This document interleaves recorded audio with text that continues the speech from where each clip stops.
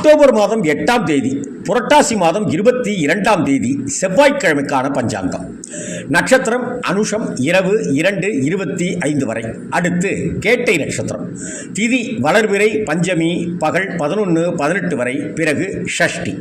கரணம் பாலவம் பகல் 11:18 வரை. அடுத்து கௌளவம். யோகம் ஆயுஷ்மான் காலை 6:50 வரை. அடுத்து சௌபாகியம். ராகு காலம் 3-4, யமகண்டம் 9-10, குளிகை 12-1, சூலம் வடக்கு, பரிகாரம் பால்.